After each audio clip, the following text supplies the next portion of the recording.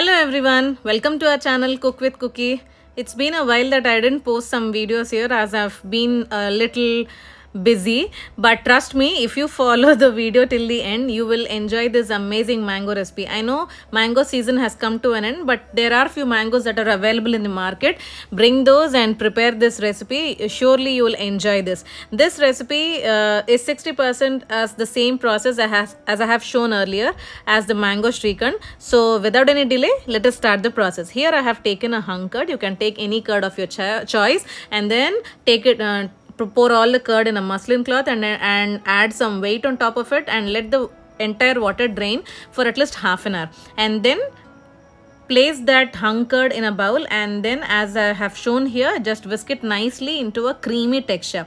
Once you're done whisking the curd nicely, then add mango puree. For mango puree, here I have taken Alfonso mangoes. You can take any mangoes of your choice, cut it into pieces, add it into a blender, and then you can blend it into a fine paste without adding any sugar and water. If it's a little bit thicker, you can add 2 to 3 tablespoons of milk. Check the sweetness of the mangoes. If the mangoes are little bit sour in taste, you can add 2 to 3 tablespoons of sugar. Now then time to add our milkmaid or condensed milk here. So here I have added condensed milk. You can check the sweetness and then add it. There is no particular quantity for this condensed milk here. Now stir it continuously till you get a smooth and silky velvety texture. Now take a bowl in which you are going to prepare this recipe. Now add it into the bowl fully and then dab it gently so that there are no air bubbles formed in the bowl. So during this process, I have placed a pan with 1.5 glass of water and I have placed a stand, and on top of it I have closed the lid and allowed it to boil for 7 to 10 minutes on medium flame.